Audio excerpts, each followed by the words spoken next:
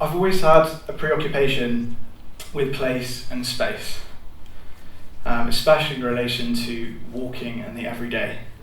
And I'm seeking to encourage us to walk as often as you can, be it in Amsterdam, the wider Randstad region, or further afield.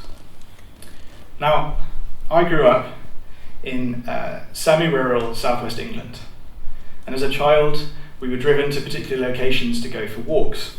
We were sat down whilst moving, and then we returned in the car.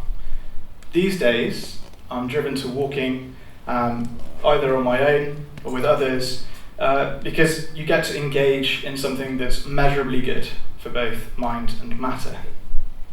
Now, this perhaps surprisingly rubs up against societal norms. So, firstly, modernity, which is a driver of our societal norms. It can be described as rapid change, technological innovations. You're looking at things evolving over time. Secondly, global societies. So they, at large, demand that we use our time productively.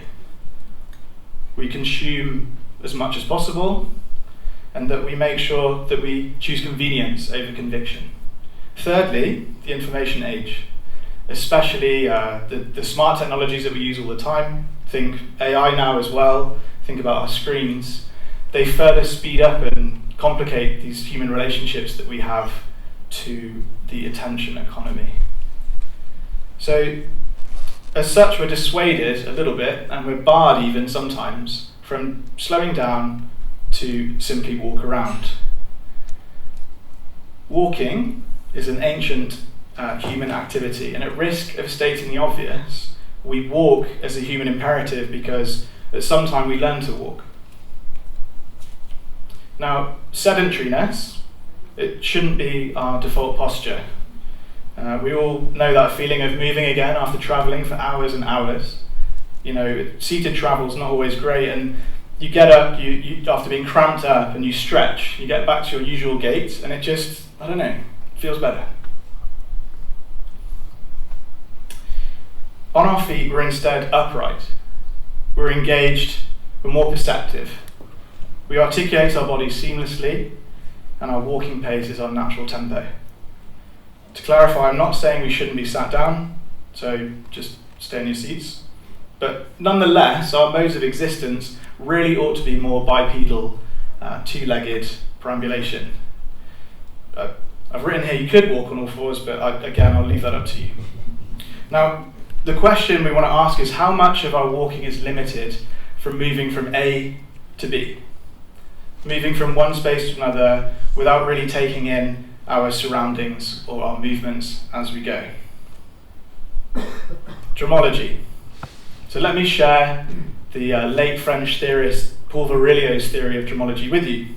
So dromology highlights this human relationship we have to modernity, specifically our engagement with high velocity movement. Think planes, trains, automobiles. And now, quick diagram that I've put together for you is based on dromology. Let's call this the spectrum of velocity. Our locomotion ranges between walking on your left and then high velocity movement using transportation to your right. Across the spectrum, you can think of walking as a slow process, whereas driving a car or being a plane passenger is obviously a fast one. Now, this fundamentally alters our natural ability to read our environment. And in essence, time is compressed by speed. And as such, our experience of the world gives us diminishing returns. So let's move on. Further, our field of view, what we can see, and our peripheral vision, is activated when we walk.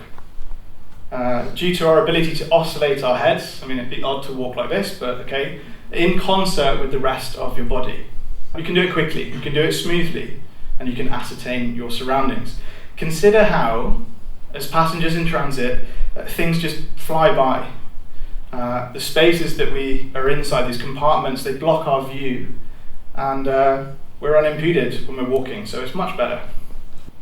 Without wanting to alarm, these faster ways of relating to the world are not always positive for us.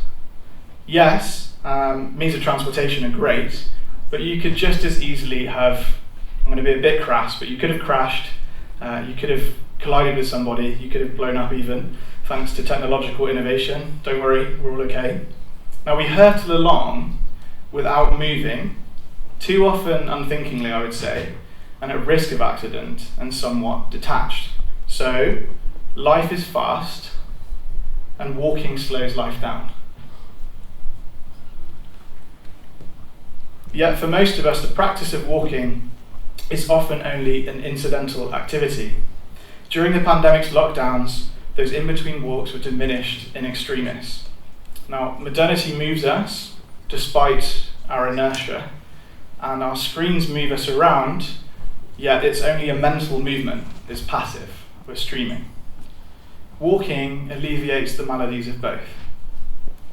The mal de siècle, of the age in which we live, the world, could be attributed in part to too much sitting. Again, I'm going to keep telling you not to get up, please wait. But it'd be great to go after this perhaps, rather than going straight to the car or straight to public transport. Where are you going to go?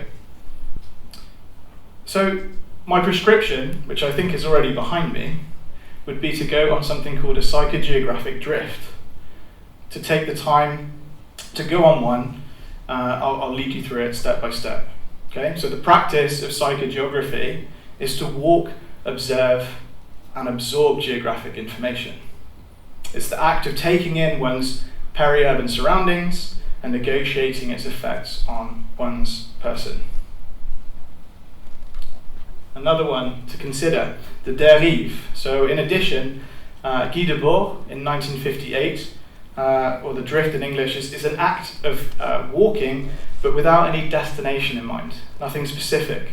And his group, the Situationists, were driven to get lost in the city as often as they were able, through walking.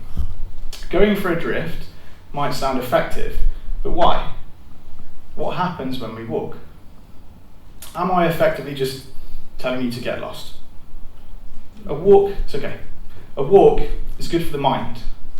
A walk forces our sense organs, the brain's complex neural networks, the hippocampus. We can get scientific about it, but we know that the brain is working hard when it's walking and it's enjoying it. It enhances our spatial sense and our memory. It fires simultaneously and responsively to all sorts of visual and other stimuli. A walk is good for the body and our heart's function. It's good for our blood pressure. It's also good for our metabolism, and it serves to stave off old age maladies, chronic sicknesses, things like dementia, difficult to deal with. And these are often partly attributable to inactivity. Now we can actively walk off and through weight loss, mood change, slow cognition even, tedium perhaps. It helps us to solve abstract problems and to heighten our creative thinking faculties. It helps us to get to know one another, and walking promotes talking as well. It's freeing. It's free and it's freeing. It's a privilege granted to us who live in Holland, this Netherland, where it's quite easy to go for a walk. And theoretically, you can walk beyond borders, because if you do reside here, you live in the EU Schengen zone. Now, I believe that by opening up to everyday encounters through walking, we can break down this distance sometimes that we have between us. So, clearly, I love walking. I love walking especially through cities, and I'm driven to it because it affords us so much, with no more equipment needed than a good pair of shoes, clogs, if you're in Amsterdam. By walking, right, not commuting, okay, we escape the boundaries of routine. Do you only ever walk to school or work and back? Walking truly moves us in ways that other forms of locomotion don't. And consider, perhaps, when you're doing an assignment, when it's causing you grief, maybe take a walk. If you're on a group project right? Go for a walk together if you need to think abstractly, if you need to solve a problem, if you have to come up with a new angle on something, take a walk together. When life gets you down, maybe go for a walk. Getting up and walking is an antidote to our endless, perhaps stationary, sometimes prostrate doom scrolling. We all do it. Now, I think we should potentially leave our devices at home. Don't panic, you could just put them on flight mode, okay? Or you could just limit their usage by pocketing it. So, what do you prefer in general? Instantaneous information overload, or life slowly unfolding? In other words, streaming or walking beside one? So I ask you, are you being driven to walk? Thank you.